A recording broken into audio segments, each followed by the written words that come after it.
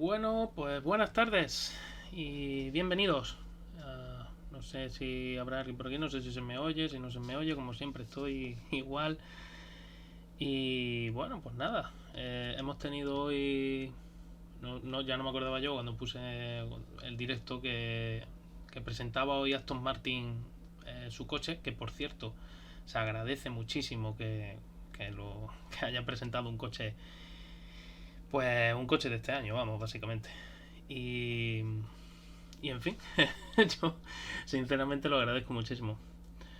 Y además se me oye bien. Muchísimas gracias y buenas tardes.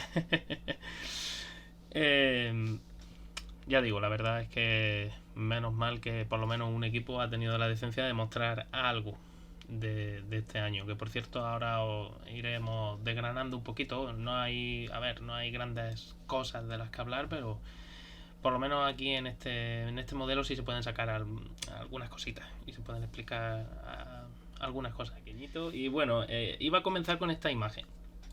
Porque hablábamos de túneles de viento y sé que hay túneles de viento que son precisamente verticales, tanto para entrenamiento de paracaidistas y de gente profesionales, ¿no? Como para, digamos, una versión más lúdica para que la gente pues se entretenga un poco como un parque de atracciones, para que pueda sentir la sensación de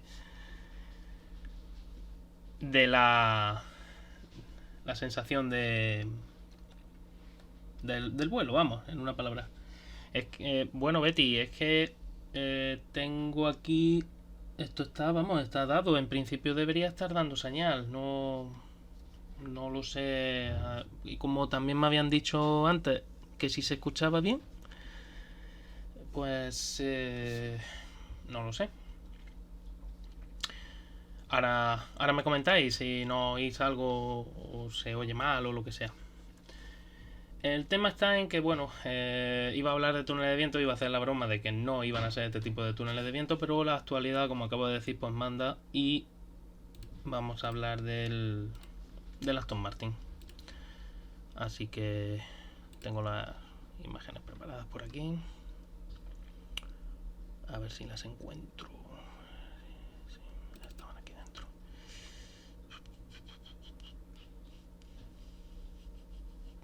Tengo ya un montón de carpetas. Vale, aquí está. Bueno, pues voy a empezar. ¿Por qué vista empiezo? Empiezo por la habitual, la que han empezado. Vale, vamos a empezar por esta vista. Como veis, el Aston Martin, oh sorpresa, es verde. Bueno, el tema es que este coche sí es creíble. ¿Y por qué es creíble? Bueno, hay una razón fundamental. Lleva el mecanismo de DRS, cosa que ninguno de los que se ha presentado hasta ahora llevaba el mecanismo de DRS, ni siquiera la maqueta de la FIA. Ayer se presentó la maqueta de la FIA, Red Bull se encargó de presentarla con los colores suyos propios. La presentación de Haas ya comentamos que, bueno, era un render. Efectivamente había cosas que eran algo diferentes de las del modelo que presentó la FIA. Y en concreto este coche, pues sí, este coche ya sí es lo que vamos a ver, o es digamos un atisbo o una base, ¿no?, de lo que vamos a ver este año en Fórmula 1. Y como veis, pues es bastante significativo la diferencia entre este modelo que ha presentado Aston Martin y lo que presentaron ayer Red Bull y el render de Haas. Aunque ya digo que el render de Haas tiene algunos detallitos que dejan entrever cositas, pero claro, no es ni por asomo el render de Haas. No es tampoco el coche de este año de Haas realmente. Muy buenas, José, y buenas. Muy buenas tardes. Bueno, pues nada, para lo que había incorporado ahora mismo, sabéis que el directo iba a versar sobre túneles de viento. No os preocupéis, vamos a hablar de ello, pero como la actualidad manda, pues hay que hablar del Aston Martin, ya que por fin ha aparecido un coche, pues eso, una base real de un modelo de 2020. Ya digo, tenéis ahí el DRS y tenéis una serie de cositas que os voy a enseñar aquí. Me he encargado. Esta tarde los de Aston Martin me han hecho perder la siesta. Ahí tenéis las zonas que os he señalado principalmente, pues para que veamos un poquito cómo van a ser los coches de 2022, cómo han cambiado, ¿no? Y tenemos, para empezar, en el morro, como veis, el alerón delantero de 4 elementos. La FIA ofrece hasta 4 elementos. Es decir, la FIA obliga a que el alerón tenga un elemento principal y luego como máximo 3 flaps. Entonces, si la FIA te ofrece en ese aspecto, te ofrece esa posibilidad, no es de extrañar que los equipos la vayan a aprovechar, vayan a colocar esos 4 elementos. Aston Martin ha hecho una cosa muy inteligente a mi modo de ver. Os he señalado en la punta del alerón esa zona, ese área que he señalado ahí, ha retrasado el morro, lo ha colocado digamos, para dejar el plano principal libre, cosa que es muy beneficiosa para el flujo aerodinámico en esa zona, para que la nariz del monoplaza no afecte a ese flujo aerodinámico. Si os fijáis en los modelos de 2021, 2020, 2019, todos tienen la nariz un poco más retrasada. Lo que pasa que no tanto, o no hace falta retrasarlo tanto, porque al levantar un poco por encima esa nariz no tendrías ese problema de interferencia de flujos de aire diferentes. Así que sí, las proporciones del coche, como dice José, son más bonitas. Ya digo que en realidad aquí tenéis, según Aston Martin, este coche tiene la batalla máxima que permite la FIA, que son los 3600 milímetros. Acordaos que tanto el año pasado como anteriores no estaba limitada esa batalla. Este año sí se limita a 3600 milímetros máximo. Y Aston Martin, según ficha técnica, dice que su coche son 3600. Me imagino que prácticamente todos se ajustarán a esos 3600 milímetros. No espero que ningún equipo baje mucho, ¿no? O sea, que haya unas diferencias exageradas, porque como ya dije en los vídeos que hicimos Charlie y yo sobre Charlie Barzal, ¿sabéis? Y yo sobre las regulaciones de 2022, pues precisamente se necesita mucha longitud para controlar esos flujos aerodinámicos.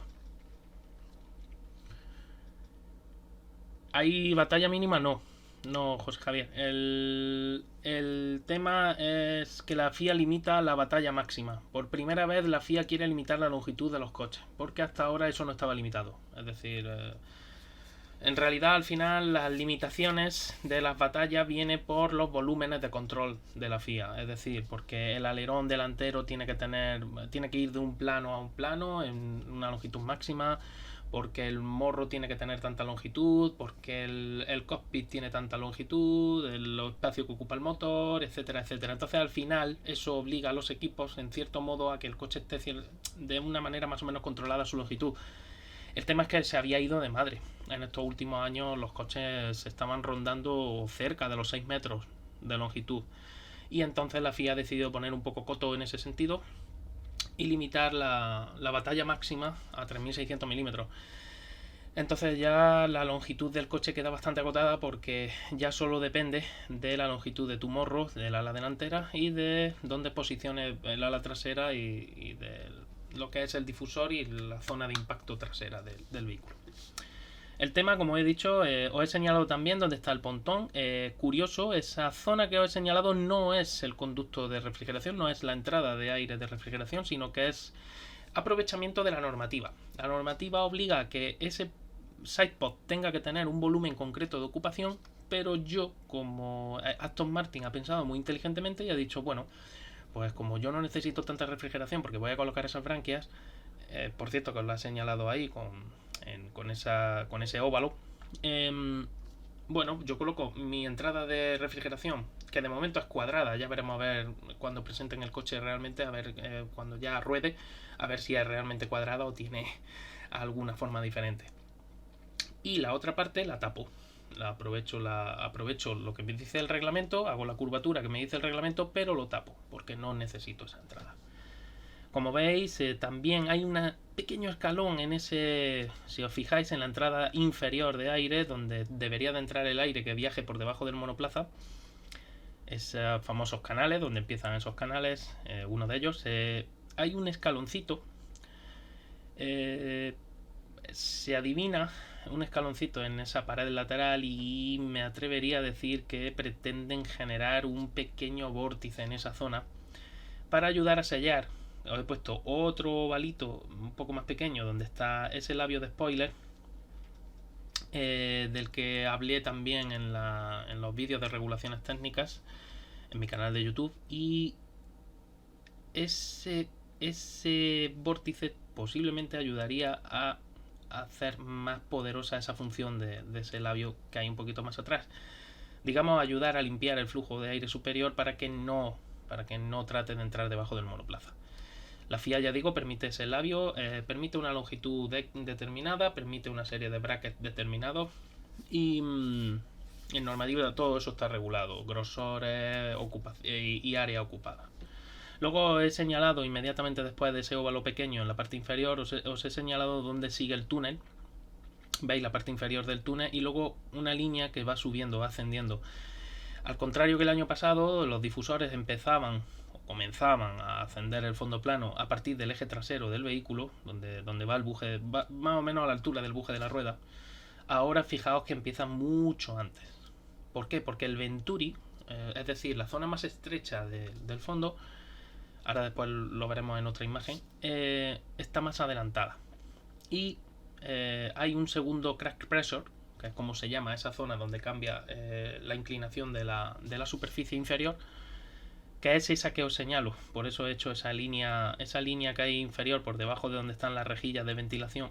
Veis que es una línea recta y luego sube, luego asciende. Bueno, pues ahí hay otro crack pressure, aparte del Venturi principal.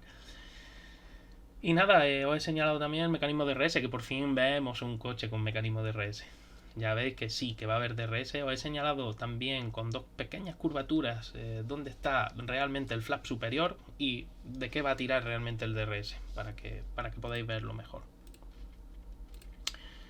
Ahora en una imagen lateral del vehículo, como veis, el vehículo aquí se ve un poco más achatado porque yo utilizo esta resolución de pantalla, pero realmente es un pelín más estilizado de lo que se ve aquí.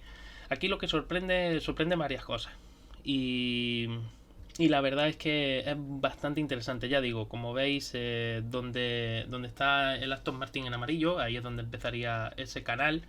Veis que luego se estrecha muchísimo, donde pone Cognizant. Si miramos hacia abajo, veis que se estrecha mucho ese canal y que luego empieza a ascender, donde os he señalado antes en la vista de alzado del vehículo.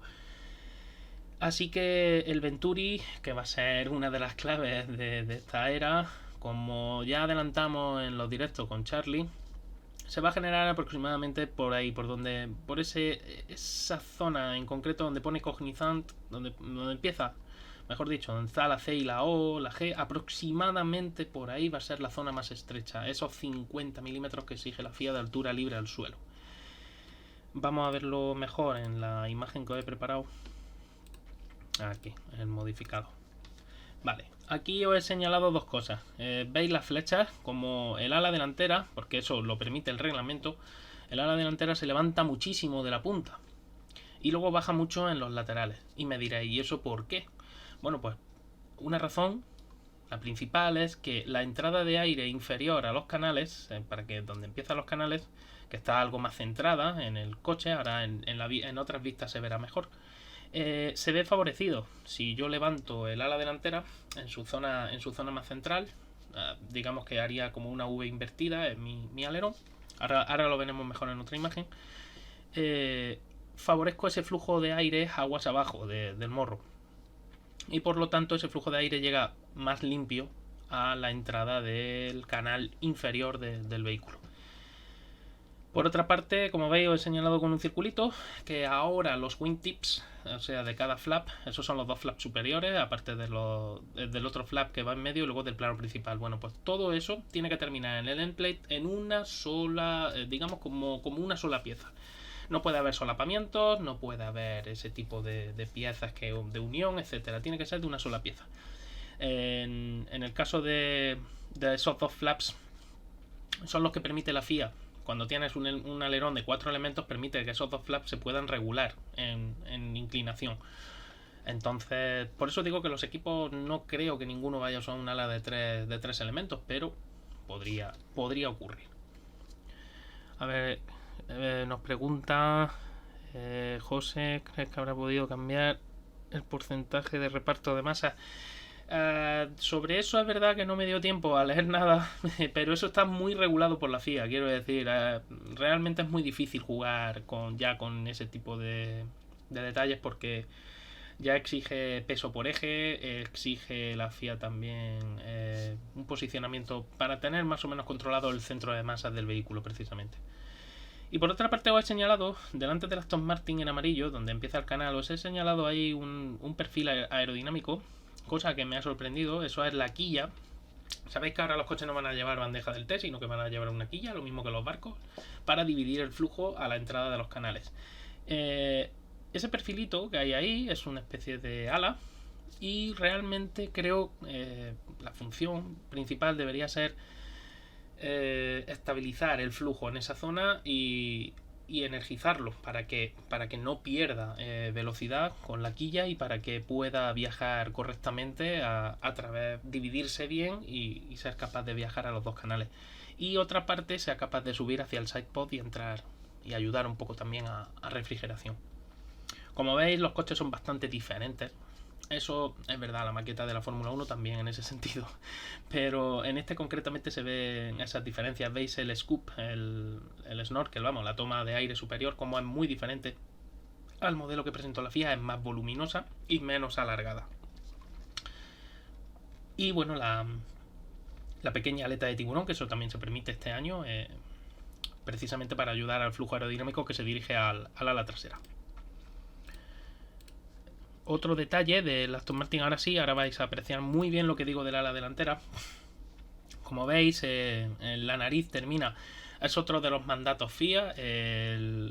Todos los perfiles aerodinámicos tienen que terminar, o sea, no pueden terminar en una punta abierta, es decir, en una punta libre, ¿no? Como terminaban hasta ahora, sino que ahora terminan directamente en el cuerpo del morro y se unen sólidamente a él. Entonces, en este sentido, ya no vamos a ver el vórtice I-250, pero estas formas me hacen pensar que se van a ver otros vórtices. Vorticidad todavía va a haber, no tal y como la había hasta ahora, pero va a haber vorticidad y ahora os voy a explicar un poquito por qué.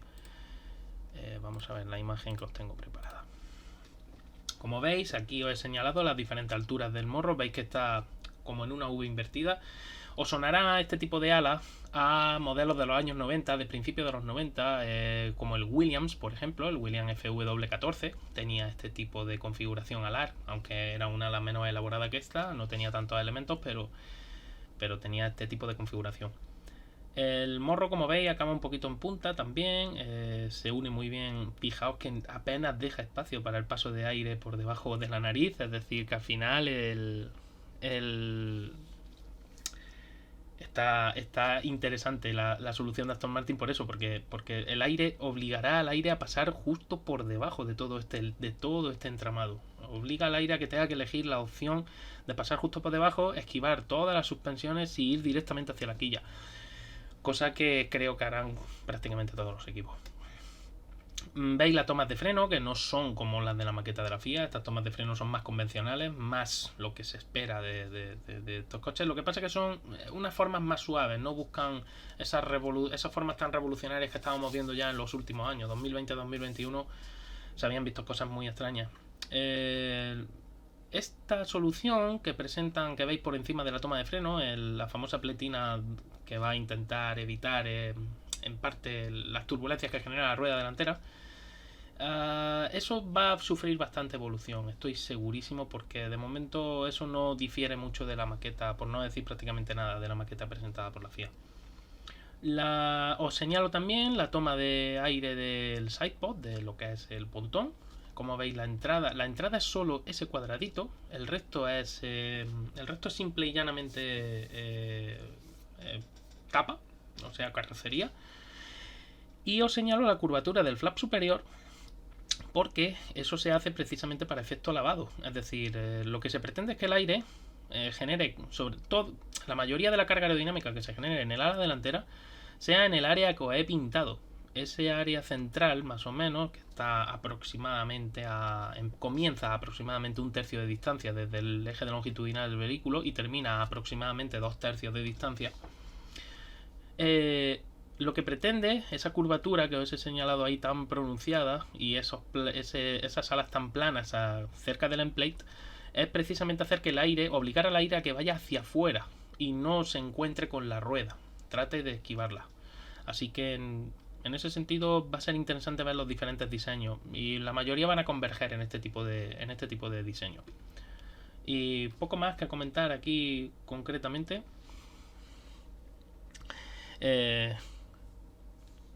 Sí, el Jordan, sí es verdad, que no me acordaba yo. Ya digo que a principios de los 90 era un tipo de diseño bastante común y eso se ha cogido ahora también para estos coches. Otra vista de este coche que merece también la pena verse, la vista cenital. Aquí la tenéis. No tengo otra resolución de imagen, pero bueno, más o menos lo veis, que los coches siguen siendo bastante largos, aunque ya digo que son coches, como veis, el famoso corte del año pasado, los equipos los van a respetar, entre comillas, el corte del fondo, porque les viene muy bien para la creación de canales y sobre todo les viene muy bien para ir encauzando muy bien el aire y que no se mezcle con el aire sucio que genera la rueda trasera. Eso es otro de los caballos de batalla que va a haber este año con estos coches. Y en esta vista de aquí se ve muy bien la toma de aire superior, como es bastante diferente de lo que se ha mostrado hasta ahora en el modelo FIA y en esos modelos churriguerescos, por no decir otra cosa. Y nada, el ala delantera, como veis, de 4 elementos perfectamente definidos, la zona principal o el plano principal, y luego después 3 flaps superiores, que esos sí van engarzados en el morro. El plano principal, como ya adelanté en aquellos vídeos de regulaciones técnicas, pues lo normal es que el plano principal se adelante a la nariz para que no haya una interferencia de los flujos aerodinámicos entre la nariz y el plano principal, sobre todo, como he enseñado en la otra imagen que os pongo ahora mismo, sobre todo por esto, sobre todo porque si tú lo que pretendes es que el aire coja el camino inferior, la nariz tiene que estar retrasada para que sea el plano principal el que se encargue de hacer eso, porque la nariz no va a conseguir hacer ese efecto cuando te obliga la FIA a hacer ese gancho. Así que en ese sentido creo que la mayoría de equipos van a tirar por ahí. Y nada, si tenéis alguna dudilla sobre el Aston Martin, y si no, ya pasamos directamente a lo que íbamos a hablar hoy en Twitch, que era el túnel de viento. Tengo por aquí, a ver, hemos dicho, para los que os habéis incorporado más tarde, empecé con esta imagen. Esto es un túnel de viento vertical, seguramente los habréis visto en el sitio, bueno, pues para que la gente se divierta y tal. Se utilizan para entrenamiento de paracaidistas, sobre todo, o se empezaron utilizando para entrenamiento de paracaidistas, paramilitares, vamos, básicamente. Y nada, y muy buena Fuente del Cierzo. Y no va a ser estos túneles de viento los que voy a tratar, por supuesto. Ya sabéis que aquí tratamos de acercar la competición automovilística, la aeronáutica, y en este sentido estos túneles de viento pues no tienen sentido para nosotros. Esto que veis, una instalación de túnel de viento, una instalación habitual de túneles de viento cerrados. Para empezar, pues hay que empezar siempre por un principio. Un túnel de viento o un túnel aerodinámico se considera que es una herramienta que sirve al aerodinamicista o al ingeniero proyectista para comprobar cómo se comporta el aire al pasar por las distintas superficies de un vehículo o de una estructura, porque en los túneles de viento también se prueban estructuras fijas, como pueden ser puentes, como pueden ser edificios. Y vehículos, pues con lo mismo aviones que barcos. Bueno, barcos se prueban en los túneles hidrodinámicos, perdón. Lo mismo aviones que vehículos, que coches. Vehículos terrestres o aéreos.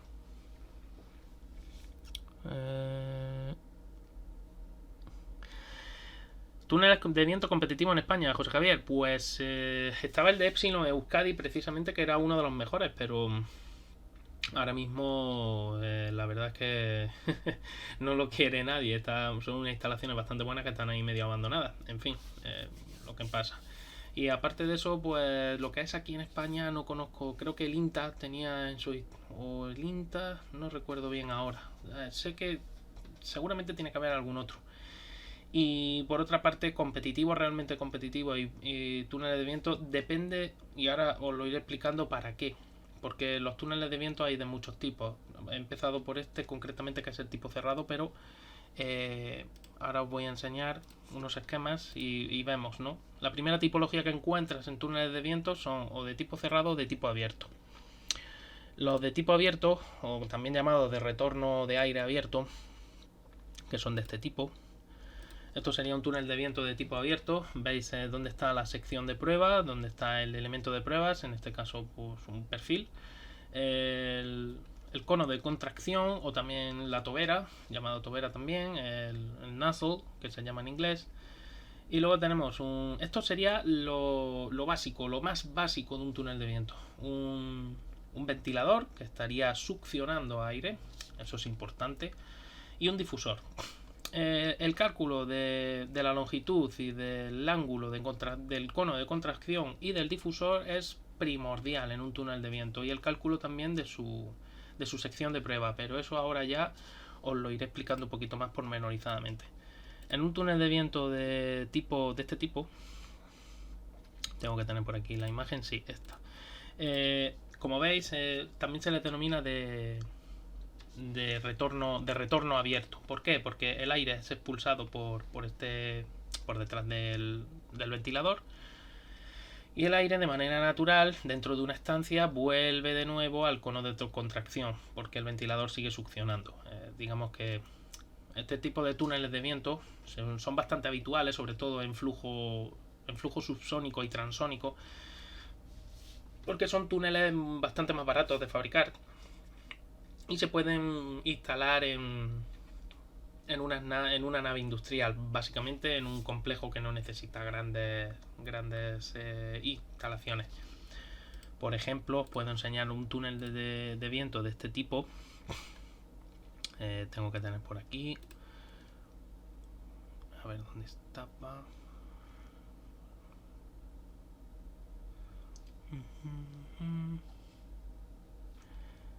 Lo tenía yo por aquí. Ah, este. Este túnel de viento de la Curtiss Motor y Aviation es un túnel de viento de tipo de retorno abierto para pruebas en este caso para pruebas de motores lo usaban. Ahí tenéis el cono de contracción, la sección de prueba estaría bastante más adelante donde veis la ventanita, y luego ya la salida, que es donde está el ventilador, está por, bueno, el ventilador está por allí detrás y va sacando el aire. Al final, ya digo, es una instalación bastante más sencilla, no requiere de todo ese gasto que se hace en un túnel de viento cerrado, pero luego tiene el inconveniente de que las piezas a probar pues, son bastante más pequeñas. Normalmente suelen funcionar mejor con elementos sencillos, porque las secciones de prueba de este tipo de túneles son bastante pequeñas. Ahora os explicaré también el motivo de todo esto. Y luego está el tipo de túnel de viento cerrado que os he dicho antes. El túnel de viento cerrado, que lo tenéis aquí el esquema, principalmente este sería el esquema de un túnel de viento cerrado, y esto sí necesita unas instalaciones bastante más grandes. Entonces, este tipo de túneles, ya que se fabrican, se aprovecha y se hacen lo suficientemente grandes para tus modelos de pruebas. Normalmente lo ideal es trabajar con escala 1:1. Lo que pasa es que la sección de pruebas pues tiene que tener un tamaño determinado para poder trabajar en escala 1:1. Y aparte luego hay que utilizar en esos retornos, veis que hay como una especie de vanos, ¿no? Que realmente son perfiles aerodinámicos, como una especie de cortinas, que además son orientables, depende de la velocidad del flujo de aire y de la dirección que queramos que cojan. Y esos vanos se van orientando de manera que al final el aire vuelve de una manera más o menos ordenada y con la energía suficiente, porque el aire va perdiendo energía conforme va rozando en todo este complejo, para volver a la sección de prueba de una manera ordenada. La importancia de ese cono de contracción, de ese nozzle, que es como se llama en inglés, radica en que es necesario para acelerar el flujo de aire en un túnel subsónico, que son la inmensa mayoría. Y en un túnel transónico también es necesario, pero no hace falta que contraiga tanto. Y en un túnel supersónico o hipersónico ya no sería necesario utilizar ese cono de contracción. Las secciones de prueba son más pequeñas también en ese tipo de túneles, y porque el aire viaja a unas velocidades superiores, se producen ondas de choque y es más fácil controlar de nuevo elementos pequeños que elementos más grandes. El tema está, ya digo, la primera selección que se podría hacer es eso, retorno cerrado de aire, es decir, básicamente un circuito cerrado de aire, y el túnel de viento en el cual el retorno es abierto, que es como el que he enseñado antes de la Curtis. Un túnel, un simple dispositivo que se instala dentro de un complejo, de una nave, no necesitas nada más. Y se conecta a la corriente, vamos, eso no tiene mayor misterio. En el tema de los túneles de viento, como os digo, el tema radica, como acabo de decir, en cómo se diseña esa sección de prueba, en cómo se diseña el difusor y en cómo se diseña el cono de contracción. Realmente es lo más importante en un túnel de viento, y bueno, y sobre todo la potencia a requerir del motor. Os voy a enseñar ahora en un túnel, sobre todo me voy a centrar en los túneles de viento cerrados, que son habitualmente los más famosos. Aquí tenéis un túnel de viento para aviación, en el cual se utilizan luego en la sección de pruebas, se utilizan maquetas a escala 1:1. Y aquí tenéis esos vanos de los que os hablaba, que son orientables, ya digo, son como perfiles alares, y esto se orienta de manera que el aire, a la hora de girar, pues siga manteniendo esa energía.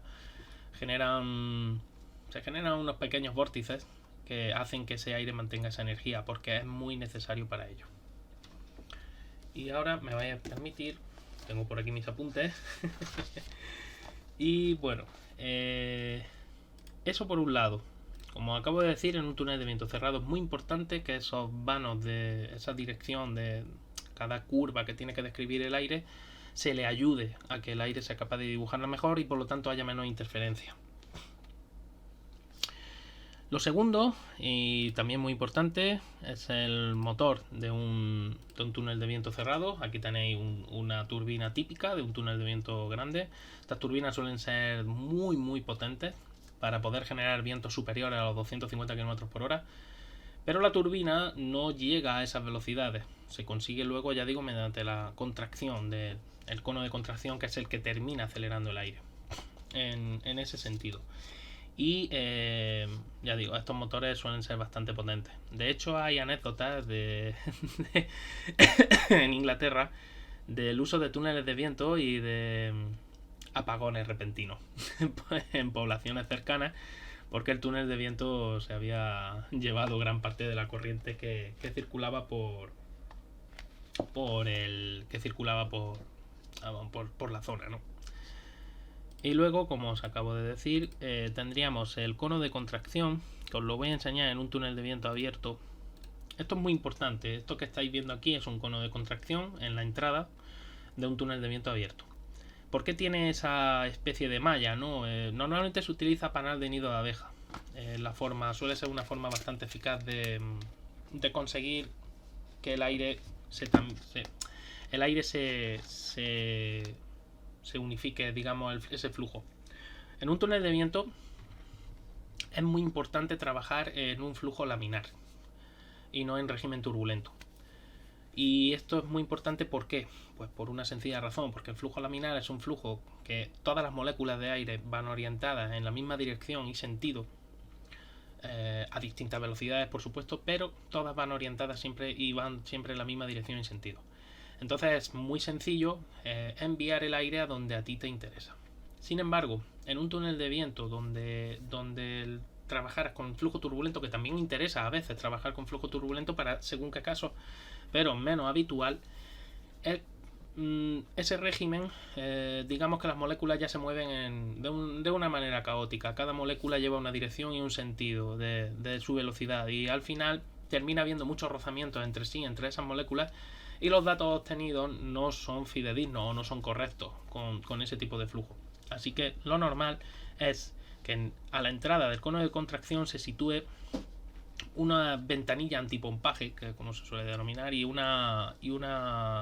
se sitúe un panel de nido de abeja. Habitualmente suele ser nido con forma de nido de abeja, que haga que ese aire se estabilice, ese flujo de aire se estabilice y por lo tanto adquiera la velocidad y la estabilidad suficientes para poder usar luego con el modelo de pruebas. A todo esto, acabo de hablar del régimen laminar y del régimen turbulento. ¿Por qué es importante? Bueno, hay dos parámetros fundamentales a trabajar en un túnel de viento a la hora de luego poder hacer la famosa, que lo habréis escuchado muchas veces, correlación de datos. El primero de ellos es el número de Reynolds. El número de Reynolds, el RE, que lo veréis en muchos sitios, es un número adimensional, no tiene dimensiones, es simplemente un parámetro que se usa en ingeniería para determinar en qué régimen estamos trabajando. ¿En qué régimen está trabajando mi fluido? Si está trabajando en régimen laminar, está trabajando en régimen de transición o en régimen turbulento. Esos números, dependiendo del tipo de fluido con el que se trabaja, pues suelen estar entre unos parámetros y otros. En el caso del aire, los números de Reynolds suelen ser bastante elevados, del orden de miles, para el flujo laminar, por ejemplo. Y el tema está en que según obtenga yo ese número de Reynolds, así trabajo en un flujo u en otro. Si trabajo en flujo laminar, y por eso dije que era muy importante trabajar en flujo laminar, los datos que yo obtenga en mi túnel de viento van a ser bastante más fáciles de correlacionar, de hacer luego buena correlación de datos con el modelo de pruebas, tanto de dinámica de fluidos computacional como el modelo real, cuando yo obtenga luego los datos reales. Esas famosas parrillas que se le colocan a los coches es precisamente para eso, para medir la presión en un mapa de presiones, un mapa de velocidades del fluido en una zona concreta determinada, y luego comparar con los datos del túnel de viento y con los datos de la dinámica de fluidos computacional del CFD. El otro parámetro que es muy importante también determinar es a qué velocidad voy a trabajar yo en mi túnel de viento. En un túnel de viento donde yo voy a colocar, por ejemplo, un ala de una avioneta Cessna, no tiene sentido trabajar con flujos supersónicos, porque una avioneta Cessna nunca va a llegar a esa velocidad. Entonces, ¿dónde trabajo yo con ese modelo? Trabajo en un túnel de viento subsónico. Un túnel de viento subsónico es aquel que trabaja hasta un Mach de 0.8. Para que os hagáis una idea, aproximadamente cercano a los 1000 km por hora. A partir de ahí, el túnel de viento transónico, que los hay también, sobre todo para pruebas de motores de aviación, estaríamos entre el Mach 0.8 y el Mach 1. Hasta Mach 1.2 se podría considerar, porque siempre hay partes del avión o del dispositivo que están todavía funcionando en flujo subsónico. Y luego, a partir del 1.2 Mach, ya se estaría trabajando en régimen supersónico, en velocidad supersónica. Ya estaríamos hablando de velocidades superiores a los 1230 km por hora. Y luego, a partir del Mach 5, se estaría trabajando a unas velocidades hipersónicas, que también hacen que el túnel de viento cambie su configuración y su forma. Entonces, para la Fórmula 1, que es lo que más nos interesa, ¿no? O para el motorsport, los túneles de viento son todos de velocidades subsónicas. Y aquí es muy importante que el cono de contracción tenga la forma lo suficientemente bien definida como para que ese túnel de viento funcione correctamente, para que las velocidades del túnel de viento sean las adecuadas. Aquí os voy a enseñar un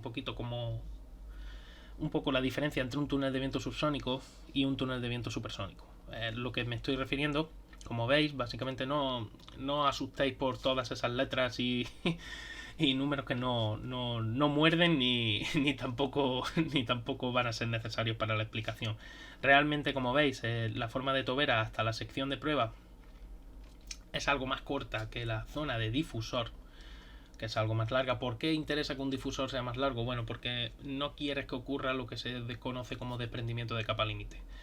La capa límite, que lo he explicado muchas veces, lo vuelvo a explicar ahora, es una zona de una región del espacio que ocupa el aire, digamos, cuando está atravesando una superficie sólida.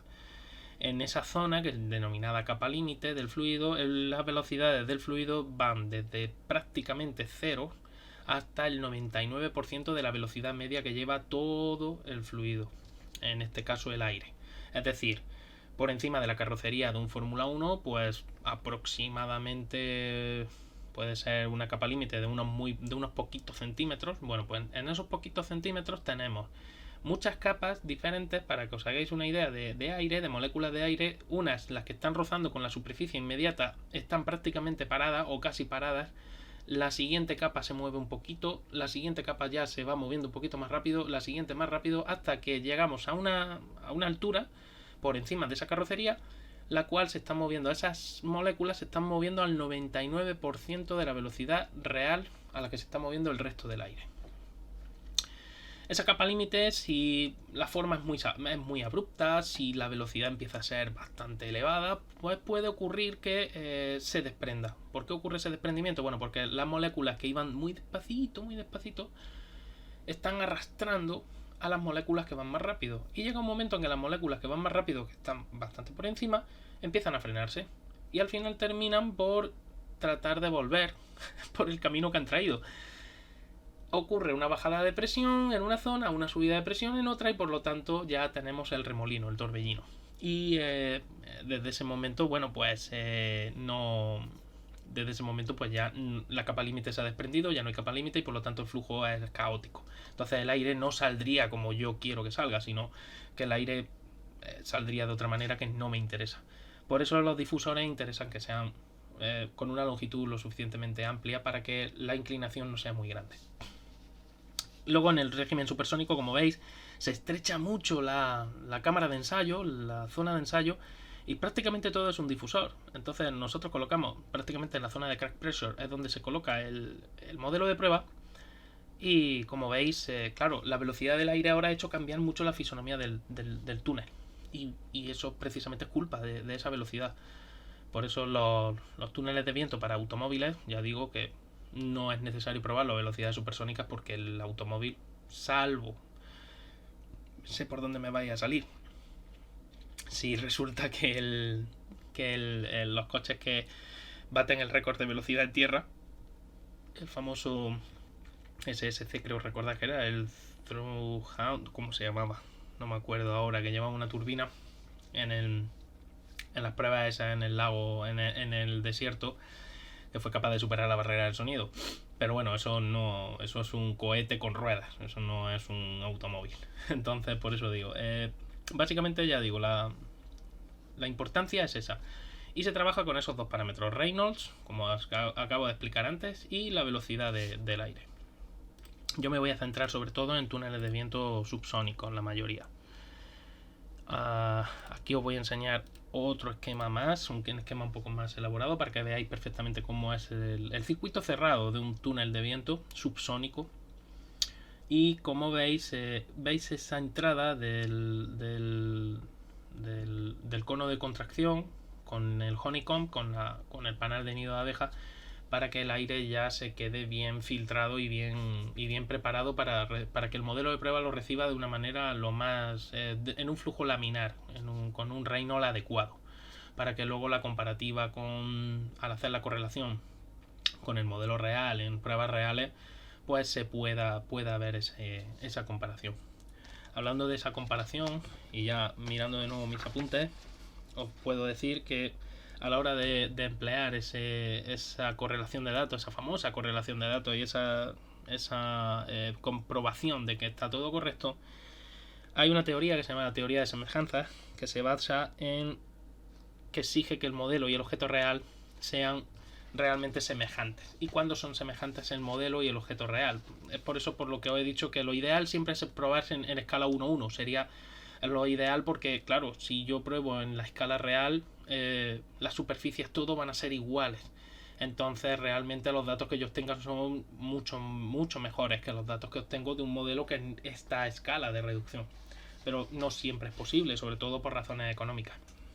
Entonces la semejanza tiene que ser una semejanza geométrica, que dos objetos, tanto el modelo como el real, serán semejantes geométricamente si sus dimensiones son proporcionales, haciendo que en este caso sea el caso más sencillo de semejanza.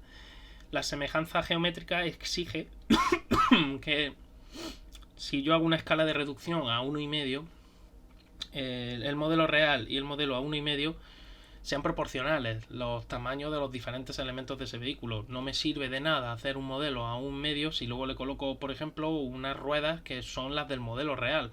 Ya estoy falseando los resultados. Y así con muchísimas cosas. Entonces ahí se entiende perfectamente cómo tienen que ser. Luego tiene que haber una semejanza cinemática. La semejanza cinemática se refiere a las velocidades. Exige que los dos objetos modelo y real sean semejantes cinemáticamente siempre y cuando, además de serlo geométricamente, sus vectores de velocidad sean proporcionales y la orientación sea la misma. Es decir, tanto los vectores de velocidad, tanto del modelo como del vehículo real, tienen que tener la misma dirección y sentido. Es decir, si yo quiero probar un coche en recta, es por eso ahora os voy a explicar también otra de las razones de ciertas cosas que se hacen en Fórmula 1. Si mi modelo lo quiero probar en recta, el coche lo tendré que colocar de manera que vaya perpendicular al aire que está recibiendo. No me vale que el coche esté un poquito girado, porque en el momento en el que esté un poquito girado ya estamos cambiando ese vector velocidad. Entonces necesito que vaya recto. Lo segundo, en túneles de viento se prueban a velocidades fijas, a velocidades de aire fijas, a velocidades de 180, de 200, de 250, etc. Ahora después ya os explicaré realmente lo de las velocidades que tiene mandanga, porque la FIA ahora también ha metido mano en eso. Y el tema está en que si yo quiero probar en curva tendría que girar el modelo, pero claro, tengo un problema. Si mi cinta, sabéis que los túneles de viento actuales tienen cintas rodantes, no son fijos, aunque hay túneles de viento fijos, pues sobre todo últimamente se usan para labores didácticas, para enseñar a alumnos y ese tipo de cosas. El tema, como os digo, está en que cuando tú tienes que probar en curva, tanto el suelo como el modelo tendrían que girar y tendrían que colocarse, pero claro, ¿qué ocurre? Que la cámara de ensayos no gira el modelo, entonces ya no es exactamente lo que va a ocurrir en una curva. Es muy difícil simular eso y por eso esa semejanza cinemática es muy importante. ¿Qué es lo que hacen la mayoría de equipos, o prácticamente casi todos, excepto los muy potentes como Mercedes o Red Bull? Lo que hacen es que cuando hacen las pruebas en pista exigen al piloto que vaya a una velocidad fija en recta, es decir, hay una programación en el volante que les permite a los coches, cuando vayan en recta con esas parrillas para medir presiones y velocidad de fluido, el coche vaya a una velocidad fija, a la velocidad a la que le interesa a los ingenieros.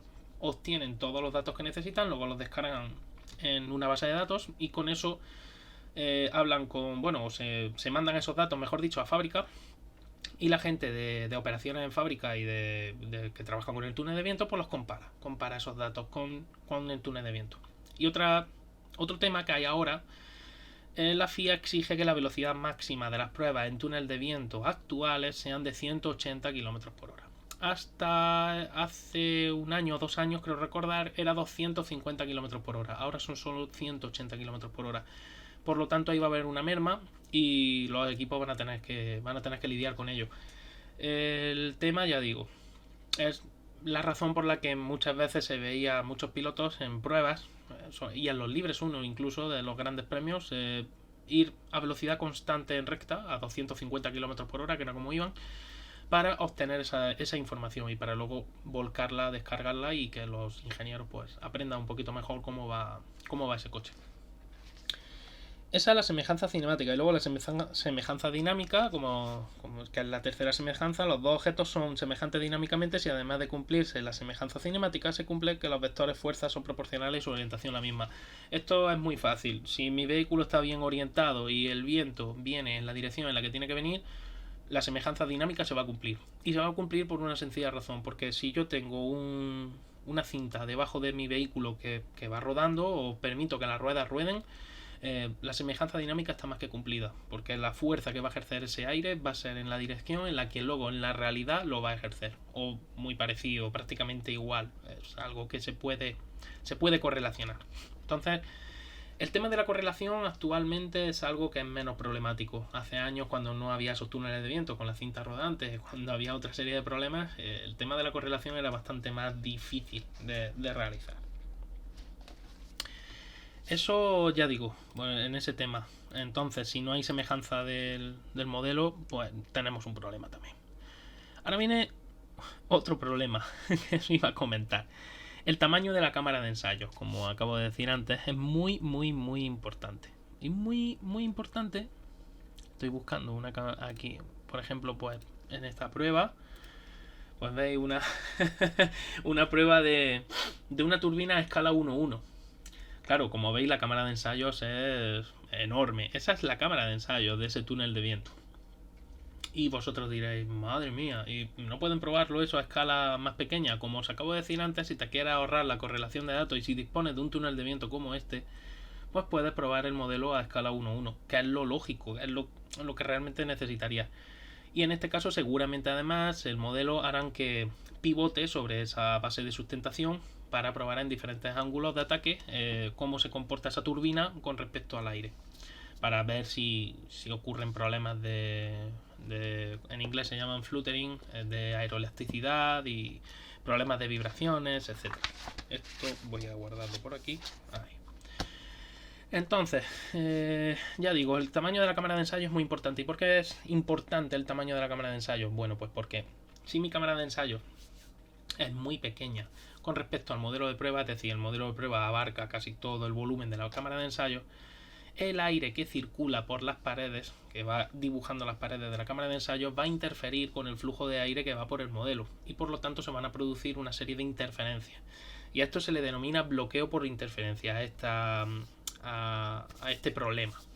El problema del bloqueo por interferencia exige que os lo voy a decir, que tengo el dato por aquí, un segundito. Eso, el bloqueo se exige que para que las pruebas aerodinámicas sean más o menos correctas o que puedan ser comparables, se exige que el bloqueo por interferencia no deba de exceder el 5%. Y esto ocurre, pues claro, cuando el modelo es demasiado grande. Imaginaros que en vez de esta cámara de ensayo fuera una cámara de ensayo más pequeña donde pudiéramos meter la turbina, no habría ningún problema, pero la pared está muy cerca y al estar muy cerca de la pared, la capa límite que se forma en la pared interfiere con las diferentes capas límites de otras superficies del modelo y al final pues tienes un problema en ese aspecto porque los datos, esa presión que se genera en las paredes falsea la presión real que está soportando el modelo y por lo tanto no eres capaz de determinar realmente qué es lo que está ocurriendo. Otro ejemplo de cámara de ensayo pequeña lo tenéis aquí. Esto normalmente suele ser lo que enseña o lo que han enseñado toda la vida los equipos de Fórmula 1 y lo que enseñan.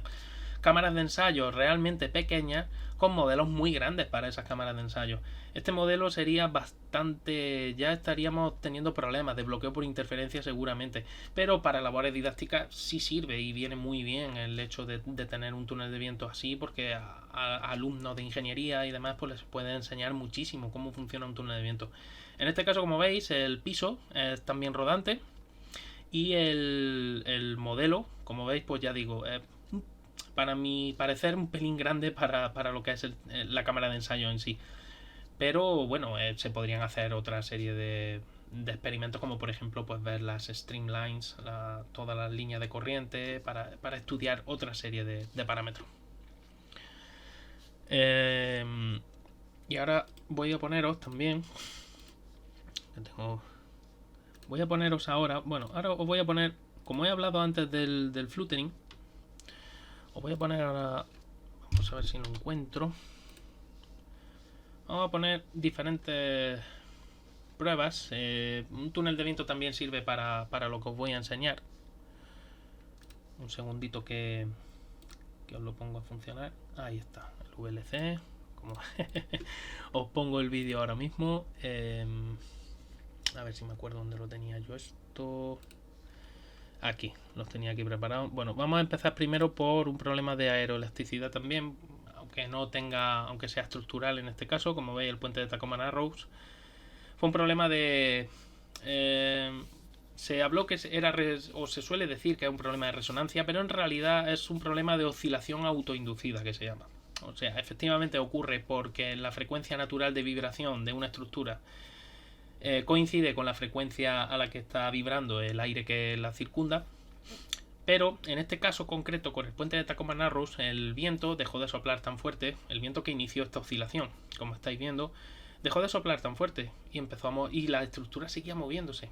Claro, ¿qué ocurría? El diseño de esta estructura buscaba mayor ligereza y de hecho fue un diseño bastante revolucionario para la época. Estamos hablando de los años 40 del siglo XX.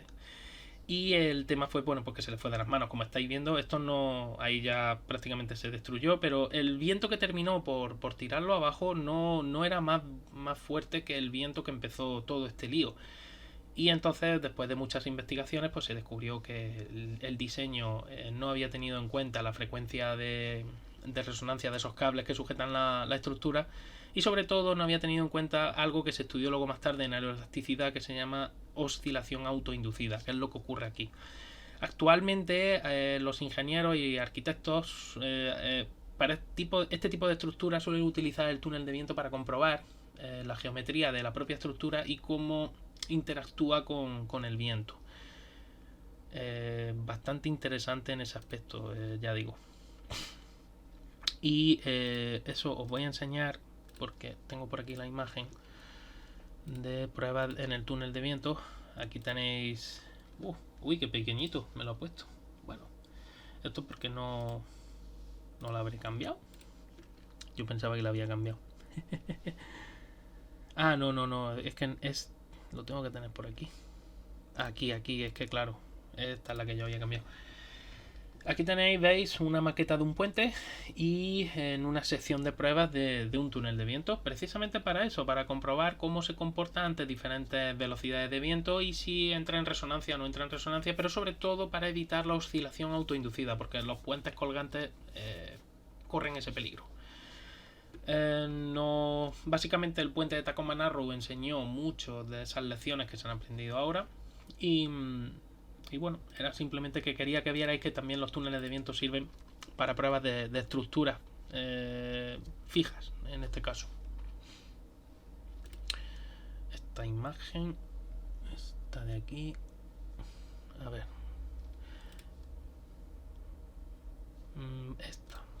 esta es una imagen del túnel de viento de un túnel de viento de la NASA, aquí probando un avión experimental, un modelo a escala también, pero esta, como veis, es bastante grandote, este túnel de viento con dos motores muy potentes.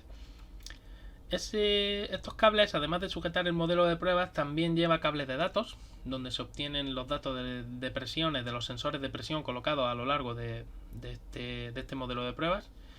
Y como veis, bueno, aquí la cámara de ensayo no va a ser problema. Aquí el único problema que podría haber en interferencias, que se intenta evitar con esos tirantes, con esos cables tirantes, es precisamente que hubiera interferencia entre los cables de datos y la superficie aerodinámica del modelo de pruebas. Pero bueno, eso ya digo, se puede evitar así, de esa manera, tirando bastante más de los cables e intentando que no interfiera tanto con la superficie aerodinámica de prueba. Y como siempre, eso sí, ya digo, uno de los problemas grandes en ingeniería que hay con los túneles de viento es precisamente el tamaño de la cámara de ensayo, que suele ser un problema recurrente además. Aquí os quería enseñar otra curiosidad también de los túneles de viento. También hay túneles de viento para pruebas climáticas. Se simulan situaciones de clima extremo y se comprueba a ver cómo se comportan los diferentes elementos de la carrocería y del vehículo y cómo sobreviven, ¿no?, entre comillas, a esos problemas climáticos. Y otro uso también que se le da a los túneles de viento, antes de continuar con todo esto, es túneles de viento para pruebas acústicas, sobre todo en automoción. Es muy interesante el hecho de probar que la silueta del coche, ese CX, ese famoso CX, ayude a que el vehículo haga menos ruido el aire que lo circunda. Cuando viajes por autovía o cuando viajes a alta velocidad, pues que el ruido no te moleste. Es verdad que el ruido de la rodadura sigue siendo un problema, aunque hay empresas que se dedican a aislar lo que es del ruido de la rodadura. Se coloca material aislante sonoro en los pasos de rueda y en ciertas zonas del vehículo para precisamente aislar un poco de ese ruido. Los fabricantes no suelen hacerlo, pero ya digo, hay empresas que se dedican a eso y además con bastante eficacia. Suelen ser bastante eficaces en ese aspecto. Os he enseñado ya eso, sí. Bueno, no, os voy a enseñar otro vídeo que quiero enseñaros, hablando de túneles de viento y hablando de secciones de prueba y demás. Voy a enseñar un vídeo de... Esto es un vídeo de la NASA estadounidense, y aquí tenéis los problemas típicos de aeroelasticidad y cómo se fueron probando. Veis ahí los problemas con vibraciones sobre todo, y algo que suele ocurrir bastante a menudo con superficies aerodinámicas. Y seguramente cuando veáis algunos de los movimientos de esta forma de batir el ala y etcétera, os recordaréis los problemas que tuvo Max Verstappen, el Red Bull de Max Verstappen con el DRS. Precisamente fue un problema de este tipo de aeroelasticidad que se llama. Al final la vibración hace que el elemento pues no termine de funcionar bien. Digamos que empieza a vibrar y corre el peligro, como estáis viendo en algunos casos, pues de terminar de partirse, como ocurre ahí. Veis que al final, y fijaos cómo baten esas alas y sin embargo termina por partirse. Estos son pruebas para descensos de, ¿no veis? De módulos espaciales, y veis el problema que hay, ¿no? Cómo se cae encima del módulo. Aquí veis también otra vez lo mismo, excesiva flexibilidad de los elementos alares y problemas de aeroelasticidad. Y otro vídeo que quería que vierais, que es bastante interesante a mi modo de ver, es este vídeo en el que vais a ver muy bien cómo funciona un túnel de viento, básicamente con propósitos didácticos en este caso, pues para que se pueda ver perfectamente cómo se mueve el aire, ¿no? Veis que están todos esos cordelitos, se ve perfectamente cómo se mueve el aire a través de esas superficies. Y veis para qué sirve un endplate. Estáis viendo perfectamente dónde está colocando la lanza con el humo que se lanza, esos humos, para poder visualizar mejor. ¿Veis lo que está ocurriendo? Espera, voy a parar la imagen un poquito para atrás, a ver si puedo echar un poco para atrás. Ahí, voy a pararla. ¿Veis para qué sirve esas formas que tiene el endplate, no? ¿Veis para qué servía? ¿Veis dónde ha colocado la lanza? ¿Por dónde va ese aire? Y veis lo que hace justo detrás de la rueda. Cómo se esconde, cómo esquiva la rueda, cómo no busca la rueda, sino que la esquiva. ¿Qué es lo que hace? Imitar la curva que forma el endplate en esa zona y hacer que el aire pase hacia adentro. ¿Para qué sirve justo ese pequeño aletín que hay arriba con forma de triángulo y esa forma? Pues para que el aire vaya directamente a los conductos de refrigeración de freno. Simple y eficaz, para que veáis, por eso este año los endplates van a ser una zona fundamental de los vehículos. Ya veis cómo se comporta, la parte, estáis viendo perfectamente cómo se mueve. Este vídeo me gustó mucho y dije, os voy a poner, veis el flujo turbulento que se forma en la zona trasera, porque ya, claro, bueno, además la presencia de ese señor ahí y la misma lanza también interfieren un poco en el flujo aerodinámico del vehículo, pueden interferir. De hecho, ese señor estaba a una distancia bastante próxima. Veis como en el endplate trasero como esos hilos se mueven mucho más. Todo el aire ya ha circulado por la mayoría del vehículo y claro, cuando llega a esa zona pues ya el aire es bastante más complicado. Los datos que se obtendrían en este caso, como he explicado antes, aquí no hay un suelo rodante y por lo tanto los datos no serían válidos. Pero como labor didáctica o para mirar las líneas de corriente por donde circula el aire, para más o menos visualizarlas, es bastante útil este tipo de pruebas. Lo que pasa que esto sobre todo tiene ante todo valor didáctico, para que podáis ver perfectamente cómo se mueve el aire. Si alguna vez queréis comprobar vosotros en vuestro vehículo y tenéis tiempo y ganas de comprobar cómo se mueve el aire, tenéis dos opciones. Una es esta, colocar cordelitos a lo largo de las diferentes superficies que queráis ver. Yo os recomiendo, si vais a hacerlo, que sean pequeños trozos de superficie del vehículo. No llenéis el vehículo de cordelitos, sino que simplemente nos pongáis en ciertas zonas pues para ver realmente qué es lo que ocurre. Y la otra forma también, que es bastante visual, no es que sea tampoco real, es simplemente a efectos visuales, es cuando estás lavando el coche con una manguera de alta presión. Si colocas la manguera en la parte frontal del vehículo, puedes ir jugando con ese flujo de agua, que como son microgotas lanzadas a mucha velocidad, más o menos puedes atisbar cómo se mueve el flujo de aire a través de esa superficie aerodinámica de tu vehículo. Y ya digo, como veis perfectamente, como todas las superficies de un Fórmula 1 no se diseñan de manera baladí, sino que se busca en el reglamento hasta dónde se puede llegar. Algunos intentan traspasarlo, ya sabéis, pero bueno, eso ya depende de la FIA. Y sobre todo para eso, para que el aire se mueva por donde quiere el proyectista y no por donde el aire le gustaría. El aire, como cualquier fluido, busca siempre el camino más fácil. Entonces hay que enseñarle, digamos. Ahí veis los dos ventiladores, veis que están funcionando, cómo aspiran ese aire y cómo, bueno, y ahí veis The Race Car Engineering Magazine, etcétera, que son los que han hecho posible el vídeo. Y bueno, eso por ese aspecto, pues creo que es bastante didáctico el vídeo, bastante interesante.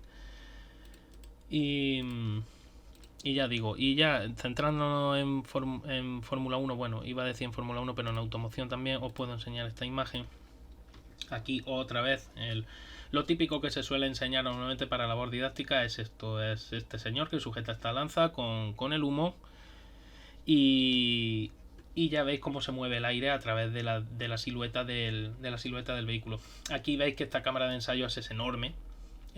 También lo diré, este tipo de túnel de viento se utiliza sobre todo cuando se utilizan modelos de calle.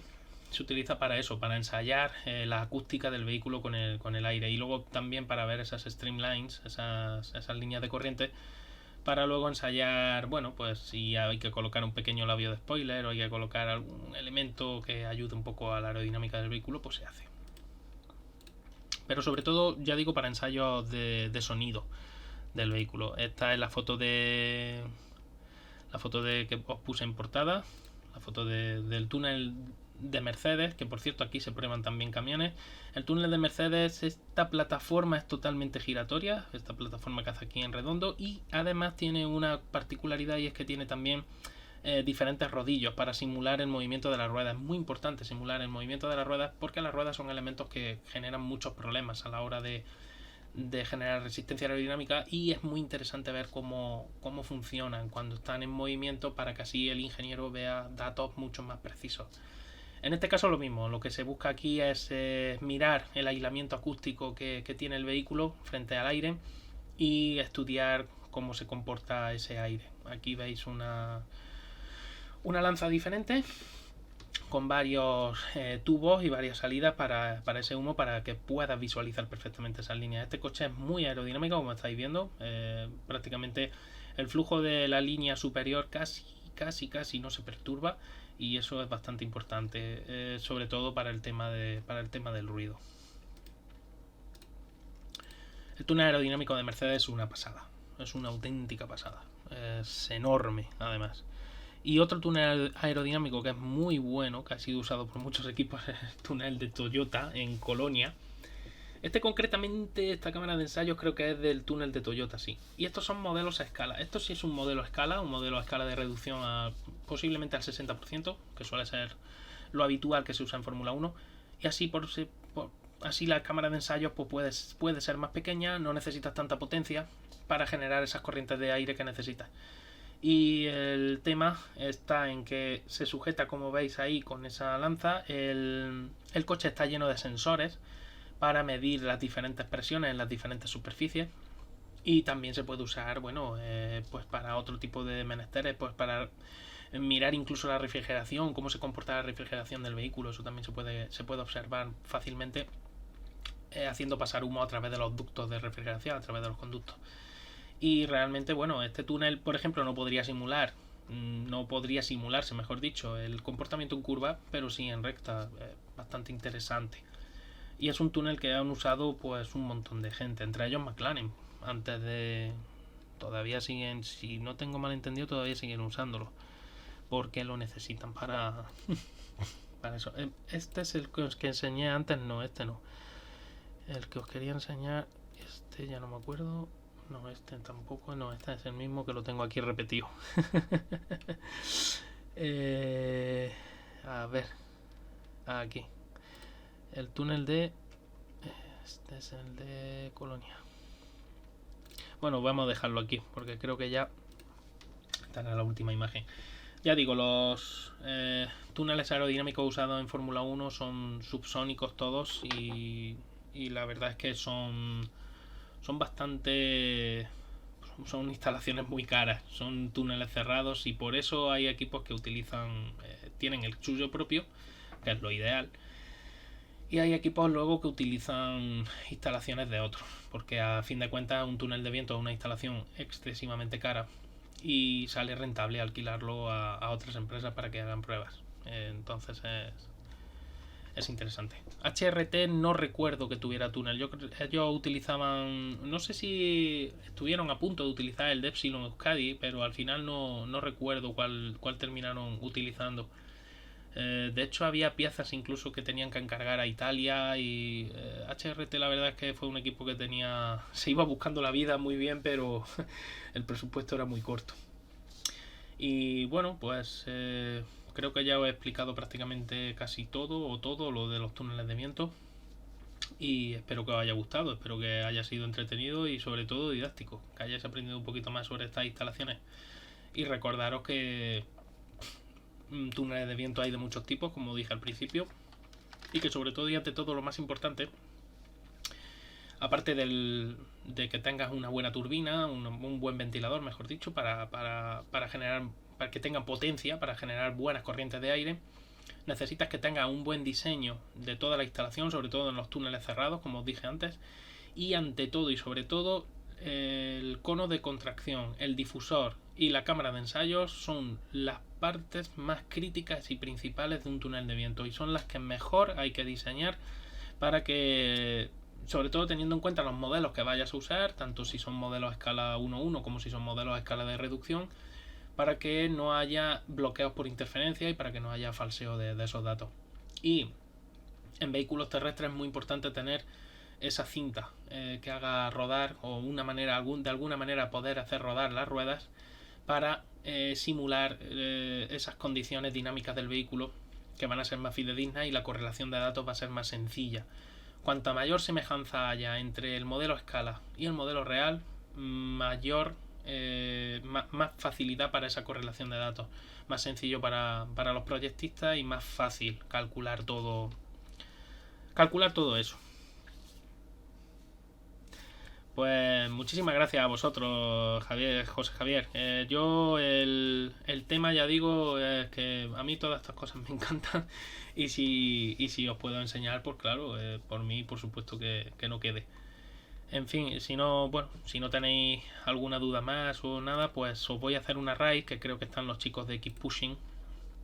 Creo sí están los chicos de Keep Pushing en directo. Pues seguramente estarán hablando del Aston Martin, de la presentación de esta tarde de Aston Martin, que la verdad es que bueno, por lo menos ha habido un coche del que hablar. Y nada, yo me voy despidiendo de vosotros, os doy las gracias de verdad por haber estado aquí, muchísimas gracias por apoyar el canal y muchísimas gracias por todo, vamos, en general. Y nada, me despido, chao y hasta el próximo.